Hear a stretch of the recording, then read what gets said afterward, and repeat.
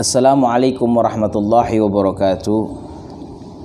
Bismillah, alhamdulillah, Allahumma salli wa sallim ala rasulillah Sayyidina Muhammad ibn Abdillah wa ala alihi wa sahbihi wa man walah. Amma ba'd, nawayna at-ta'alluma wa ta'lima wa tadhakkura wa tadhkir wa naf'a wal intifa' ifada wal istifada wal hatha ala tamassuki bi kitabillahi wa sunnati rasulillah sallallahu alaihi wasallam والدعاء إلى الهدى والدلالة على الخير لابتغاء وجه الله ومرضاته وقربه وثوابه سبحانه وتعالى. سبحان الله والحمد لله ولا إله إلا الله والله أكبر عدد كل حرف كتب أو يكتب إلى أبد آبدين والدهر الداهرين. سبحانك لا علم لنا إلا ما علمتنا إنك أنت العليم الحكيم وتب علينا إنك أنت التواب الرحيم. Allahumma inni qad istaudi'uka ma 'allamtani fardudhu ilayya inda hajati wa la tunsinihi ya rabbal alamin. Wa sallallahu ala sayyidina Muhammad wa ala alihi wa sahbihi wasallam walhamdulillahi rabbil alamin. Kaum muslimin dan muslimat dimanapun anda berada, kita berjumpa kembali di dalam kajian streaming Majlis Al-Wafa bi Ahdillah Jawa Tengah, yang semoga Allah Subhanahu wa taala memberkahi kita di pertemuan dan perjumpaan kali ini. Kita akan membahas tentang kajian ilmu hadis dalam kitab Mukhtar Hadis Asy-Syarif sampai di dalam pembahasan hadis yang ke-29 di mana Rasul sallallahu alaihi wasallam bersabda, "Zayyinu al-Qur'ana bi aswatikum." Diriwayatkan oleh Imam Ahmad, Imam Abu Daud, Imam An-Nasa'i dan Imam Ibnu Majah. Rasul bersabda dengan nasihatnya, "Zayyinul Qur'an bi aswatikum." Perindah Al-Qur'an dengan suara-suara kalian. Ulama yang mensyarahkan hadis ini mengatakan Al-Qur'an telah indah. Al-Qur'an begitu mulia. Bagaimana kita memperindah Al-Quran dengan suara kita? Yang dimaksud pada kalimat ini adalah mari kita perindah suara kita dengan Al-Quran.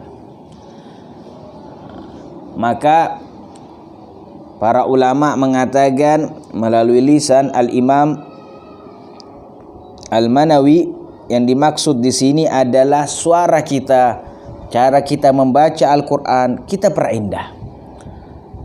Membaca dengan tajwid yang sempurna, membaca dengan tartil yang merdu dan syahdu, itu perkara-perkara yang dianjurkan melalui lisan Nabi Muhammad sallallahu alaihi wa alihi wa sahbihi wasallam.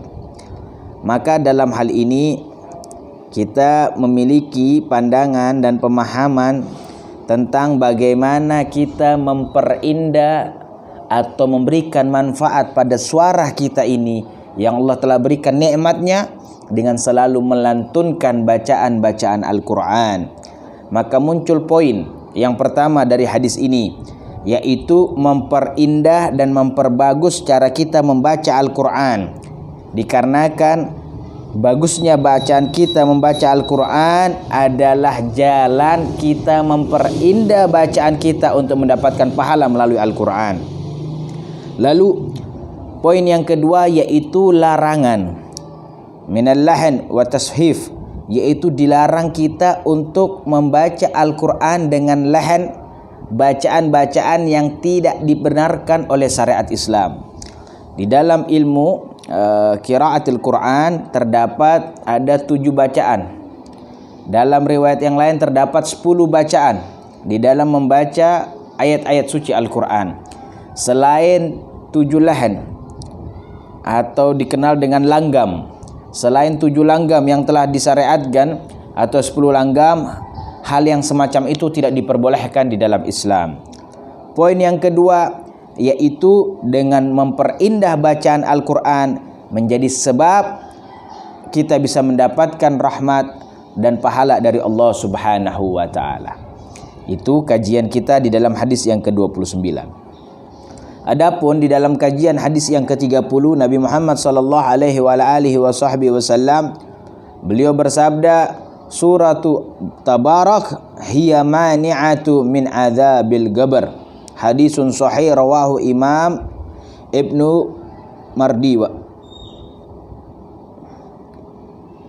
Mardawi. Rawahul Imam Ibnu Mardawi. Rasul sallallahu alaihi wasallam bersabda, surat Tabarak atau surat Al-Mulk yaitu adalah pencegah daripada azab kubur. Nah, yang dimaksud di sini siapa yang membaca surat Al-Tabarak setiap harinya, maka dia akan selamat daripada siksa azab kubur. Rasul sallallahu alaihi wasallam membukakan tabir bahwasanya mereka orang-orang yang berharap selamat daripada azab kubur hendaknya melazimkan membaca surat Tabarak, hingga ulama telah mentertibkan waktu untuk membaca surat Tabarak. Sebagian ulama mengatakan dibacakannya ba'da salat maghrib bersamaan dengan pembacaan surat Yasin, surat Waqiah dan surat Tabarak. Ada lagi ulama yang lain adalah membagi waktu tersebut. Surat Yasin ba'da subuh, lalu surat Waqiah ba'da asar, dan surat Tabarak Al-Mulk ba'da isya atau ketika hendak menjelang tidur.